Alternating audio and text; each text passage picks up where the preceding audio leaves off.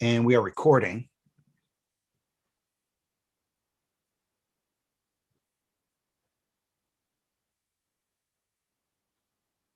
All right, everybody, if you're tuning in to join us, thank you. We're just going to get started in 1 minute here. And we're calling this a technical PR tune-up.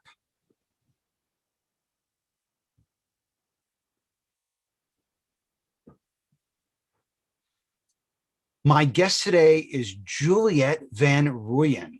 She is an SEO specialist at VR Squared with 15 years experience in both client-side and agency environments in London and Cape Town. Specializing in SEO, she has strong skills in content marketing, analytics, social media, and paid search.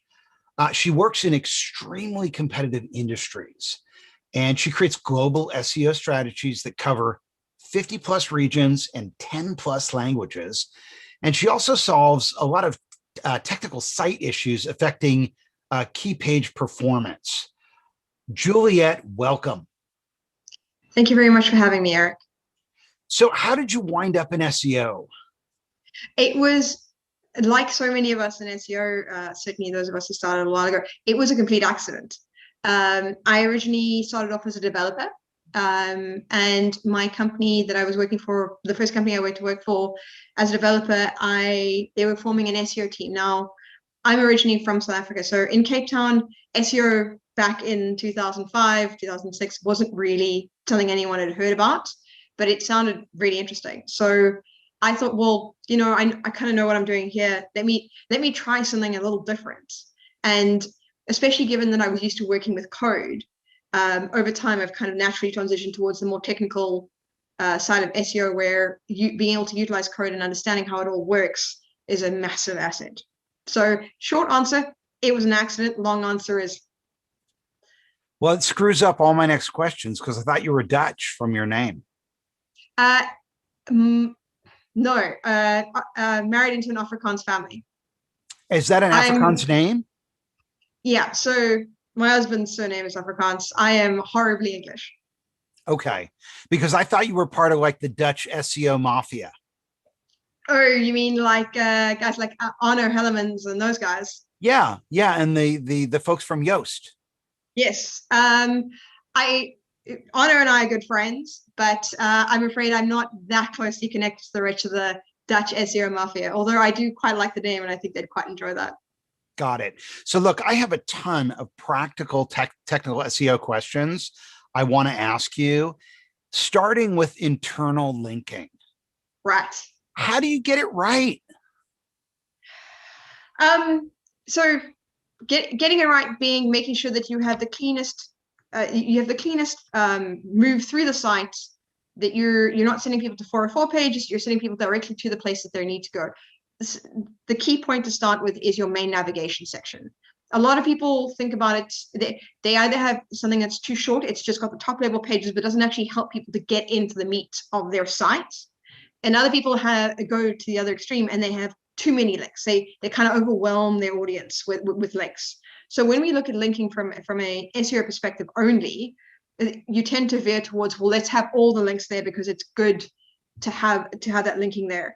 But good user experience combined with SEO means that you need to find a midpoint. You need to make sure that all your key pages are included in the main navigation, things that people are naturally interested in, but also you need to keep coming back to it, because particularly if you're linking to pages that may, for an e-commerce site, go out of stock, or categories that may change names, often you will update a lot of things, but you'll forget to update your navigation. So what will happen is you will then start to create all these redirect chains as you move through the site. So the user might not kind of realize at first that it's happening, but each redirect that you add is just slowing things down a little bit, so it does sort of drag down. One of the big things that really helps to make sure that you're getting it right on an ongoing basis is to crawl your own site. Now, you often crawl competitors to see what they're doing, but this is where it's quite important to run crawlers on your own site, especially if you're doing migrations or you're doing significant site updates. It's really important to make sure that you see things through the eyes of a bot the same way that Google would. So you're making sure that users are taken care of, but you're also making sure that Google's going to find what they need. What's the easiest way to crawl your own site? So easiest way is to use a site crawler. So Screaming Frog has been one that I've been using for probably around a decade. There's Sitebulb, which is a relatively new one, but I say relative, less than a decade. I found them very useful in terms of the types of reporting. They've got quite an intuitive interface if you're not used to kind of really getting into the sort of meat and bones of it. There's also Deepcrawl, which is an online sort of in the cloud site, they also have an incredible SEO team, and their technical SEO team is amazing. So if you work with Deepcrawl as an online tool, they've got some amazing support there for you. Screamfrog, which is the first one I referenced, is very much a desktop tool. You run it, you kind of do it all yourself, and you kind of bring it all back. They're updating a lot in terms of how you see the technical setup of your site. Sitebulb is great for helping you identify kind of groups of issues. Deepcrawl is great, particularly if you've got enterprise level sites. So one of the companies I did a lot of work with was eBay, and they use Deepcrawl because to try and crawl a massive site like any of the eBay domains using Screamfrog is just quite difficult, whereas Deepcrawl is great for enterprise level sites and kind of really getting into the nuts and bolts of it there. For smaller sites, less than 1,000 pages, what should you be looking for in your Screaming Frog reports? What would you analyze to know whether or not you're getting your internal linking right? So first thing I would do is actually not what you see in there. It's an integration. So Screaming Frog integrates with your Google Search Console as well as your Google Analytics. Now, the downfall of crawlers, and something that many of them try to get over, is a crawler can only find pages to which there are links on the site. It can't crawl pages for which there are no links. And I'm including things like whether it's sitemaps, whether they're included in navigation. If there are no links, it's just not going to know the pages there. It's going to be a blank spot. But if you integrate your Search Console can often tell you, well, actually, guys, here is a list of pages that you're not linking to, but that that Google has seen and is present within your Google Search Console. So there's an ability to integrate that directly together to give you that full picture. But if you want to look at it, you're going to be looking for response codes. So you're going to be looking for your 404 response codes, and anything that's not a 200 or a 200 or a 300 are generally the sort of accepted. 200, I don't know whether to sort of go into sort of response codes. I don't know if you know about them or the audience knows about them. I don't want to kind of teach people stuff they already know. Yeah, no, that's fine. We don't have to get too deep into that. Let me give you a scenario. Yeah. So if you had a WordPress blog at a top level domain, yourdomain.com. Yeah. And a Shopify store at a subdomain of that top level domain, store.yourdomain.com. Yeah. And you wanted to attract inbound links to the blog and use that link authority to lift the product pages at the Shopify store, what's the best way to track progress? So first one would be looking at the traffic flow. So reviewing your Google Analytics and seeing how the traffic is flowing. So you're using links to lift the pages. The intent, therefore, being for those pages to rank.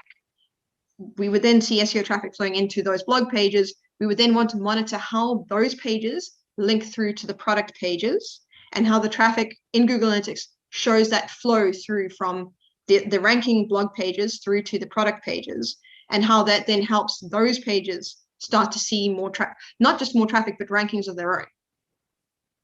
So then you're going to go in Google Analytics into behavior, site content, all pages.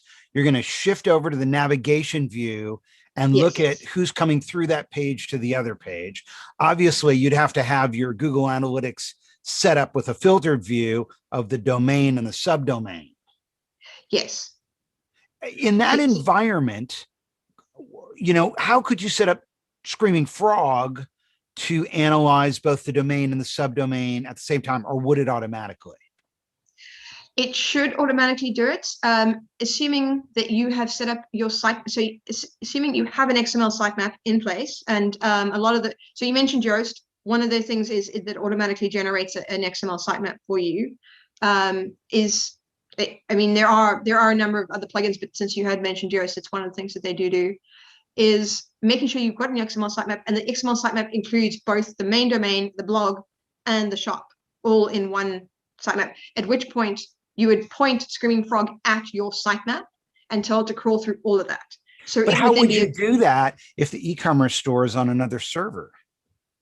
If it's on another server, it shouldn't make a difference. How would you tell Yoast to include the site from the other server in the sitemap? Because my understanding is Yoast is going to generate that sitemap from the WordPress site.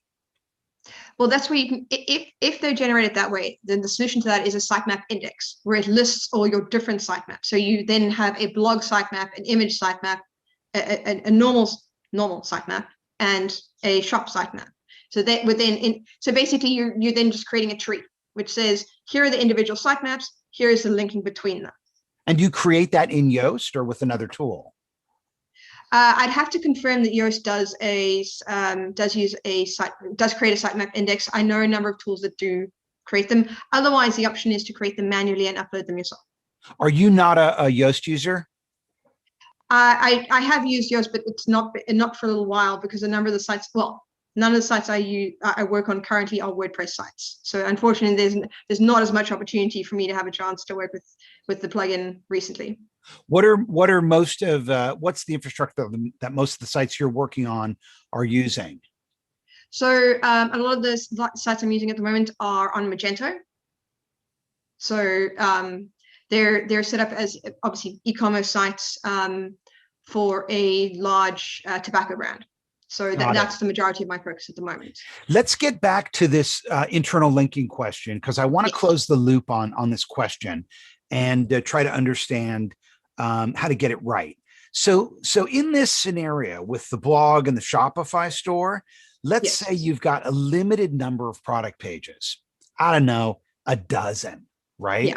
And and what you're trying to do is lift the rank of the search ranking of those product pages in Google search by transferring all the link authority you're getting from blog posts over to those pages. And you're constantly introducing new blog posts every week, this aspect of the topic, that aspect of the topic, so many different keywords. How do you make sure that it's working and that you link to the right place internally? Because I know in addition to linking out to the product pages, it's also a good idea to link to other internal blog posts. Yes, absolutely. When you're addressing an aspect of a topic that you have already addressed in previous blog posts, and a lot of time you can take a particular topic and you can dissect it into a dozen different aspects. Each of those should be interrelated, because you may catch people with a particular set of keywords on that blog post which are interested in the adjacent topics as well as in the product. So it's just making sure that, yes, we're linking to it, but when we talk about passing that link authority, I'm more thinking about the link authority driving the traffic, because passing the actual link value itself, yes, by linking to it internally, you are passing some value, but unless you're actively redirecting, you're not sending the entire value across. You're building up the blog posts, and the blog posts are in turn lifting everything else. I think that the big thing about linking to product pages is the likelihood that it can go out of stock. So linking to category pages and product pages helps to resolve that. So you want to make sure that and for instance, when a product goes out of stock or when it is discontinued or there is a significant change, that you don't just redirect that page to the new one. You actually go back to the pages that were linking to this now out of stock or discontinued product, and you then update to the most appropriate new product that you can send people to. Got it. Let me give you another scenario. So, there's a lot of industry specific, sort of vertically oriented e-commerce providers that deal with small businesses. I know it's popular in the wine industry, in other specialty niches. There are these sort of companies that the winemaker can go to. They give them an e-commerce site.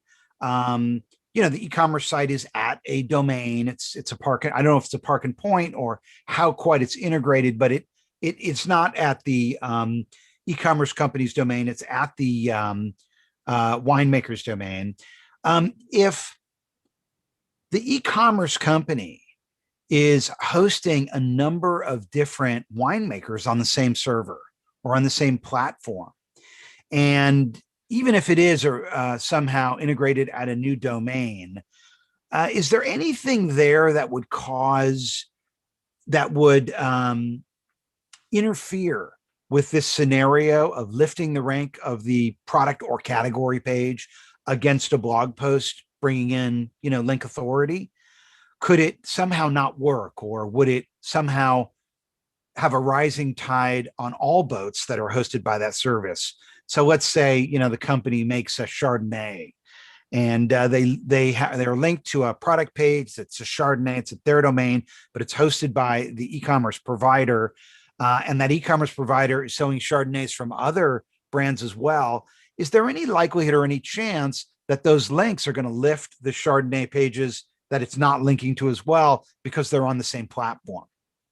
No, that's very unlikely. If you think about large hosting providers, I realize you're talking very specifically about niche specific providers, but if you think about the wider ones, GoDaddy, the amount of different businesses in the same line of work that they do, there should be no impact. The only way I can see an impact coming in is from an external factor, which would be if, for instance, you have these blogs all linking to each other.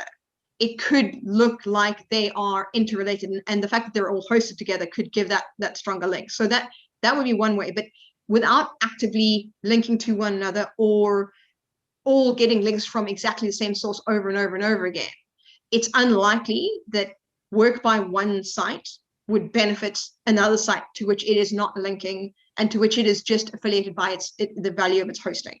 I mean, there are a number of companies, like you said, that do provide niche hosting. They provide e-commerce services. They provide niche hosting.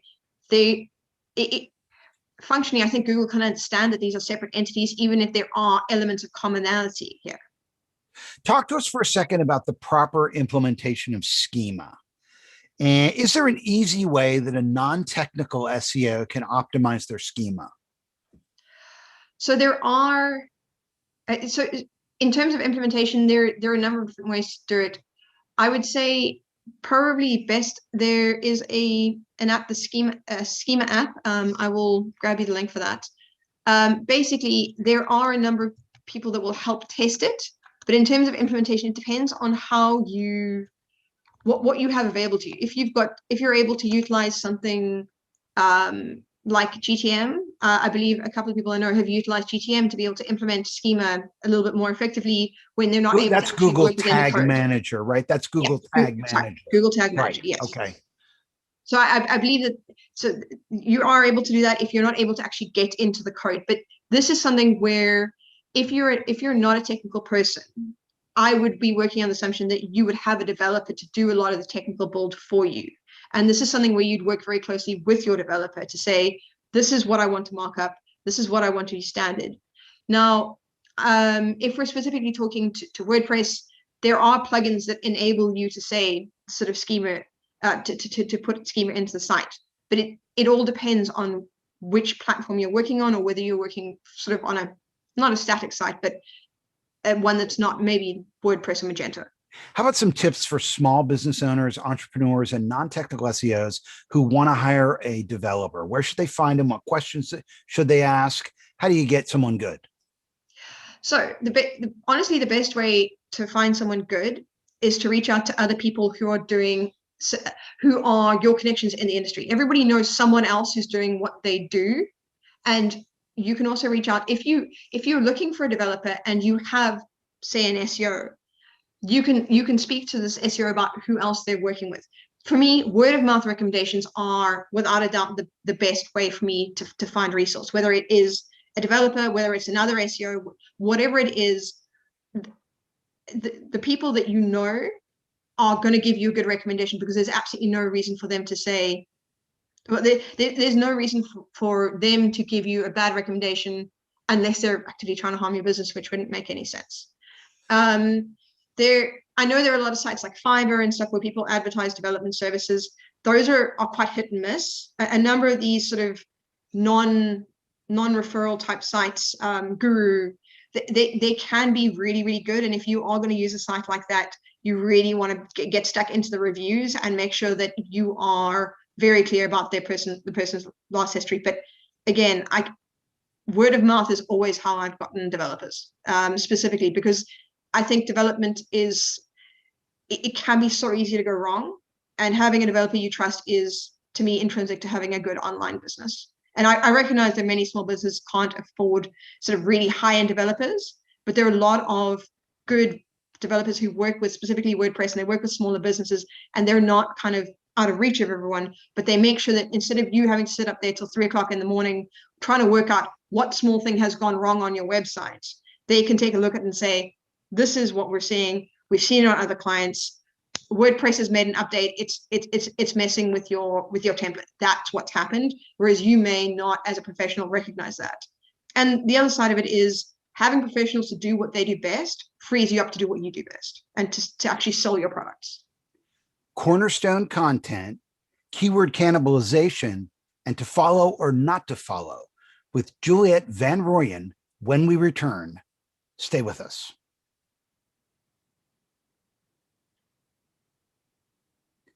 We're talking to SEO specialist Juliette Van Rooyen from VR Squared about technical search engine optimization. Juliette, when you're hired to SEO an existing site with, say, 1,000 or more pages, where do you typically start?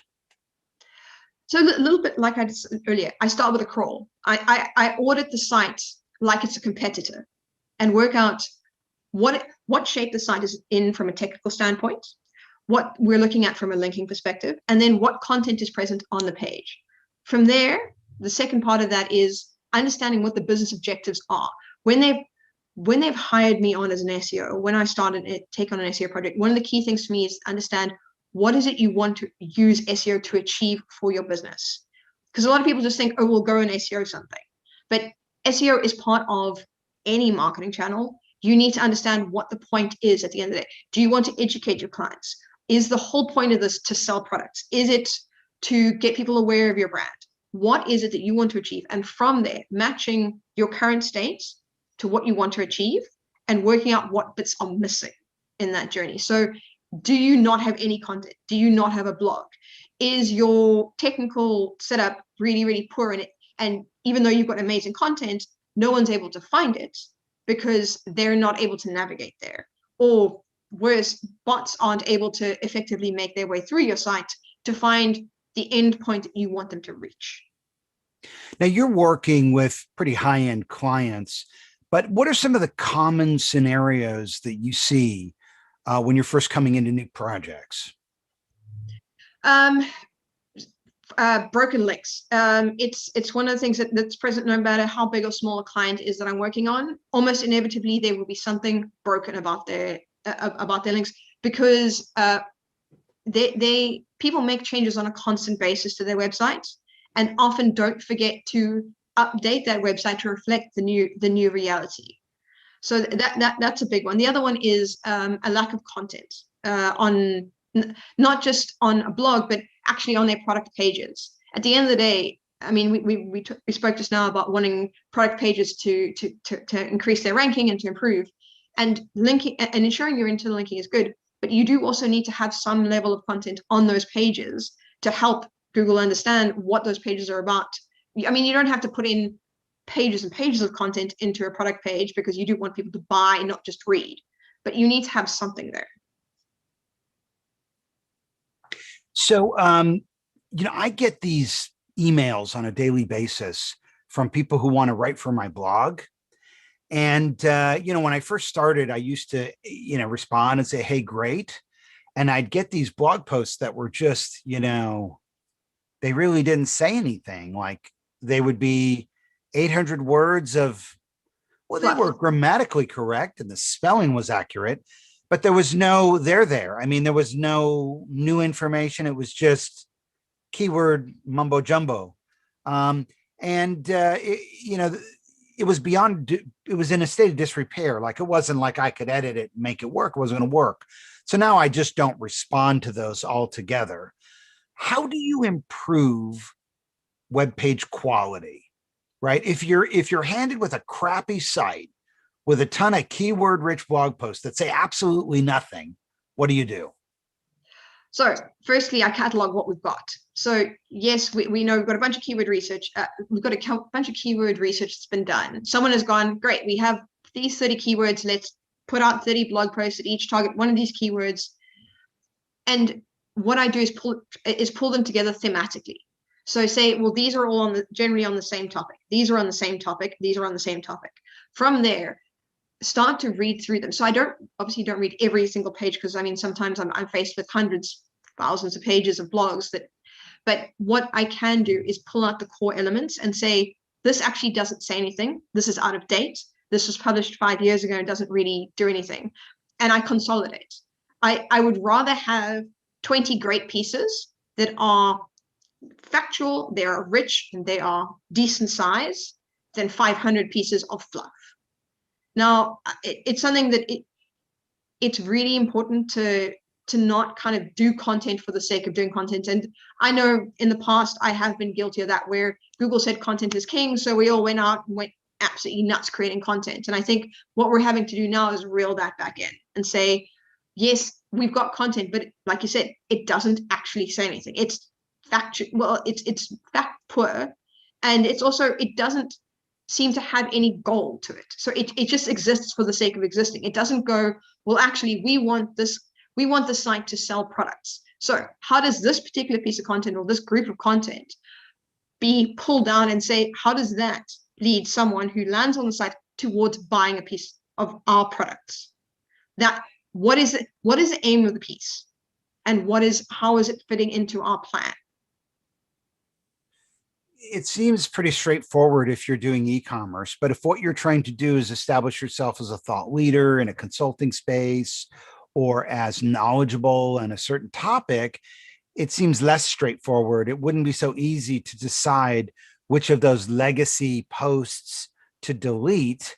Perhaps they may not be related directly to one of the primary service offerings that a B2B provider sells, but they may be ancillary. And so having that type of knowledge on the site, they may think, oh, well, if someone is having this specific problem, they may not know that what they really need is the service I offer. So I'll keep this out there as a way for them to find me.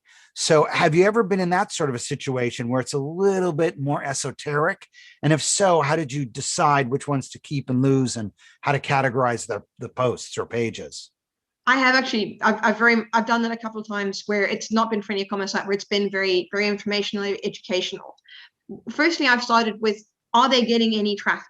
If they're older than a year or even older than 6 months and they've got no traffic at all, firstly, is it because the subject matter is not appropriate, or is it because it's not been linked correctly? There are great pieces which have never received traction because they've just never been properly linked. Google hasn't really found them. They haven't really seen how they integrate into the structure, and therefore they've added no value in and of itself. Once the linking is appropriate, you can then say, well, great, this is now providing significant value. Fantastic. But typically the first thing I'll look at is it getting any traffic? Secondly, how many pieces do we have that are similar in nature? Do we have 15 pieces that are all covering one particular subtype of law? Now, law is typically seen as a bit of a boring industry, but it's really not, because when people go looking for a legal site, they have a very specific question. Now, it may be that we look at the piece of content, it's not really done well, but all it needs is a slight restructure, and then it will be appropriate for a query. So you've got to work out for that piece, in that situation, what question is that piece of content designed to answer? At the end of the day, that's what we use search engines for, is to answer the questions that we have. So how is it? Is it just, well, my company is great, I'm a thought leader, I'm amazing? Or is it, here is your challenge, here is how I meet your challenge? It's about how do you frame it?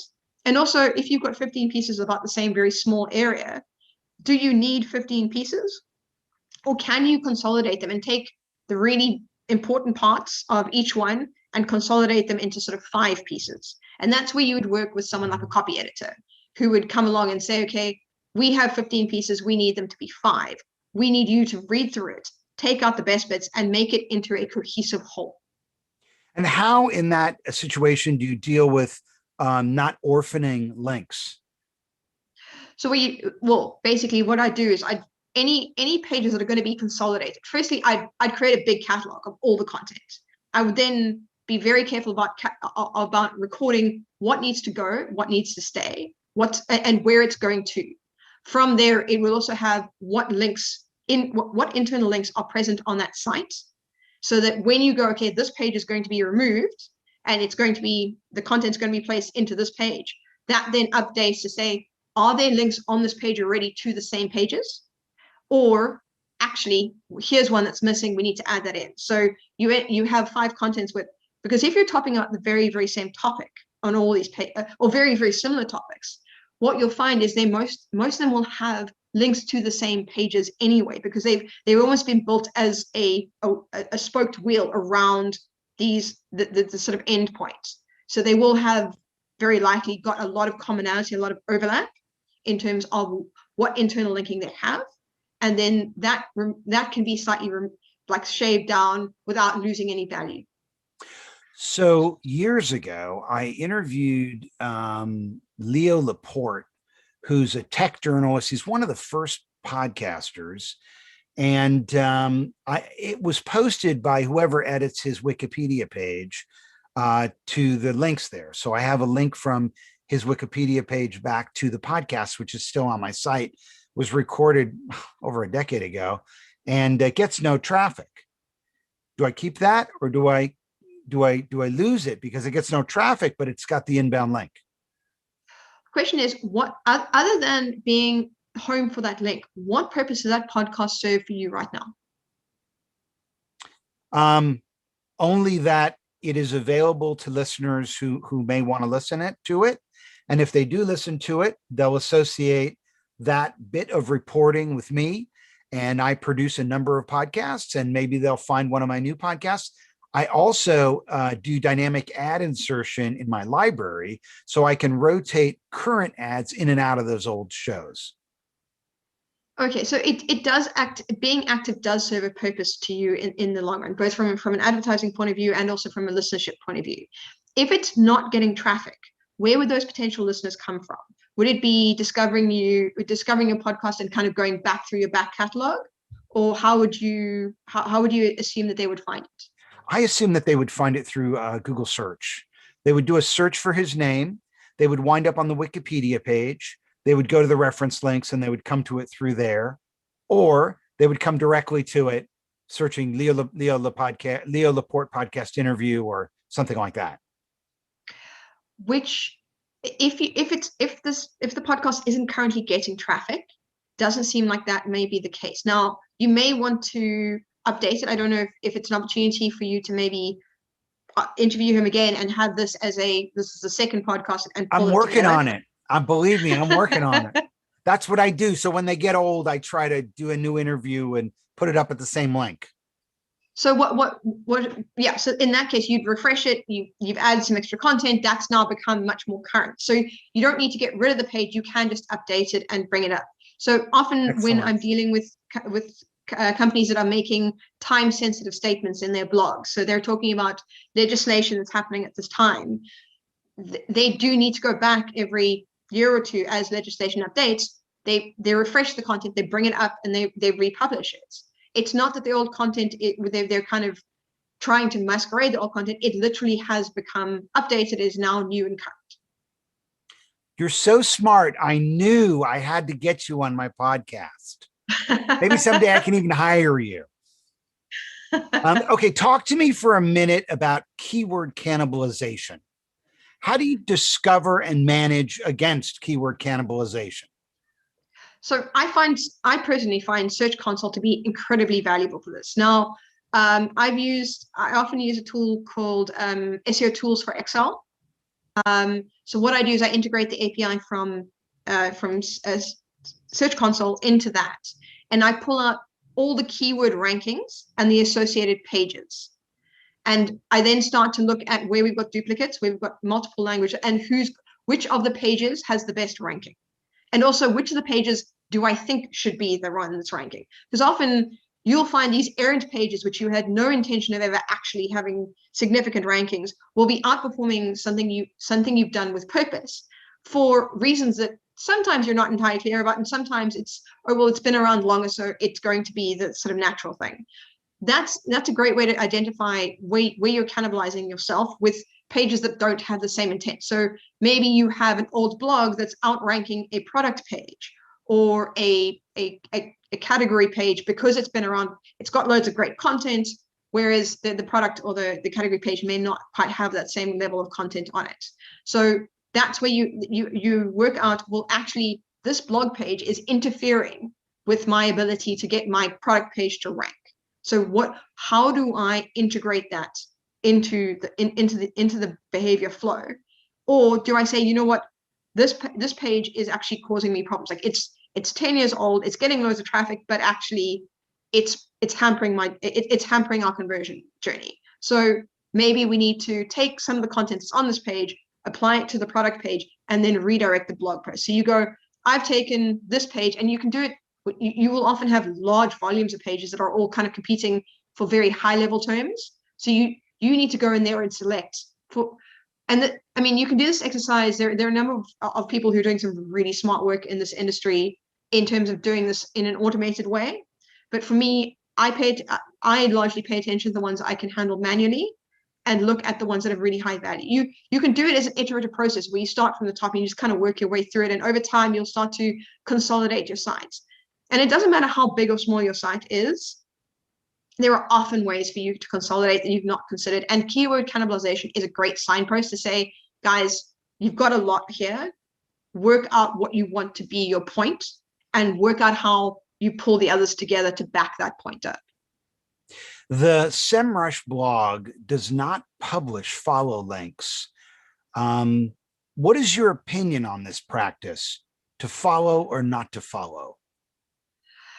Oh, that's a tough one. I think generally people have been quite badly burnt by sort of link building, and especially when Google's come up with some algorithm updates that have specifically targeted link building and said, look, you shouldn't be sort of paying for links, and if we feel that you're artificially attempting to influence the link graph, then this is kind of a problem. So a lot of people have, as a risk avoidance mechanism, are just utilize no-follow as a general rule. I think if I wrote a piece of content and I happen to cite your blog in my content without there being any kind of interaction with me, I would not put in no follow. I wouldn't directly put in follow, but I wouldn't put in no follow because there's no elements of it that would be sort of untoward. If Google was to literally walk up and say, how did this happen? You were able to say, I wrote a piece, I thought this was really interesting, great resource, I'm kind of handing it out. I think a lot of people, especially large sites which have a lot of certainly user-generated content and the ability for people to influence what links might be on there, then no follow tends to be utilized quite widely. Let me give you a practical example. One or the other. Practical example. So in my podcast, I'm putting up an article that's going to run on WordPress with the MP3 file that's attached, and I'm interviewing Juliette Van Rooyen. And don't let this influence your answer, okay?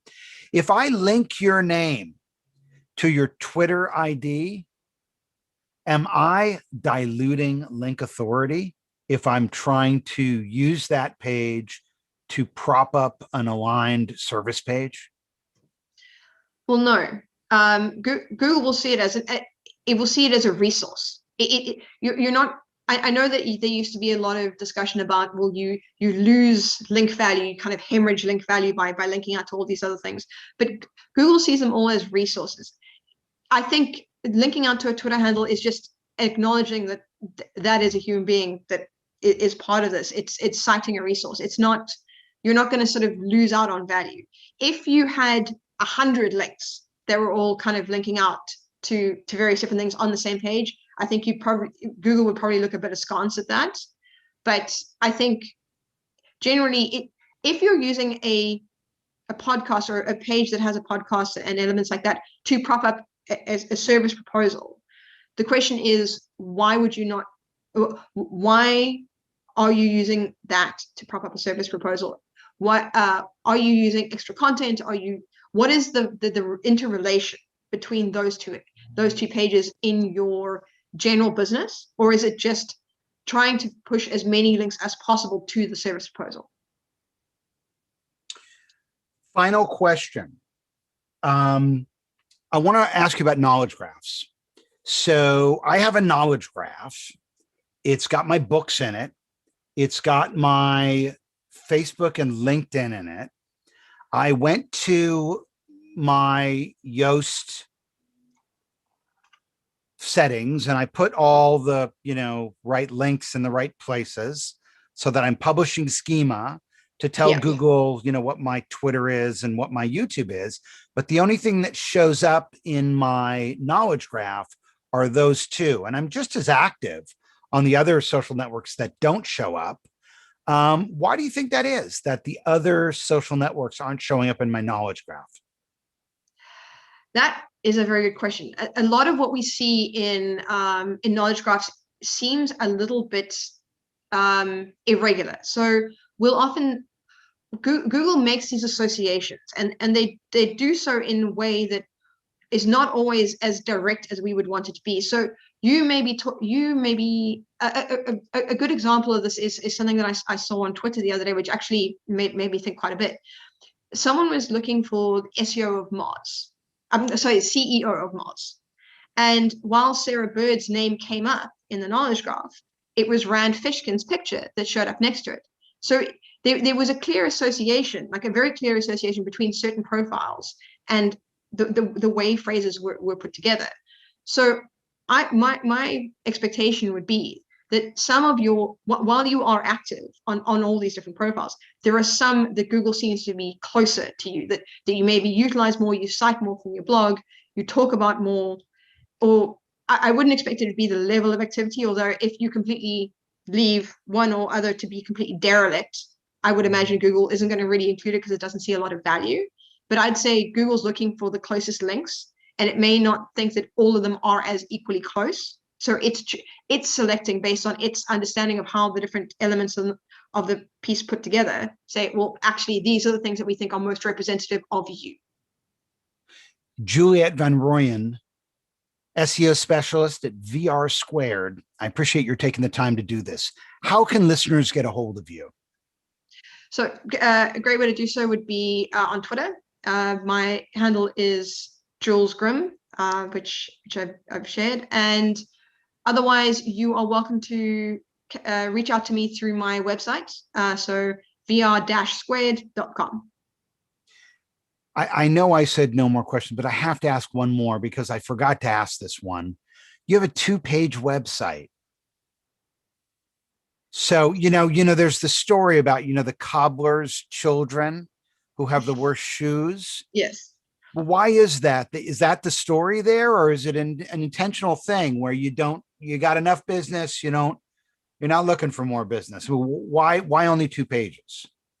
So we actually have as much work as we can physically take on at the moment, but also a bit like I said earlier, in terms of if you want to find a developer, word of mouth. Typically, when we take on work, it's word of mouth. It's generally always referrals through people that we know, and it's not that we don't want to help a lot of people, but we're very careful about the clients we take on, and we want to help. We want to make sure that the clients we have the best possible service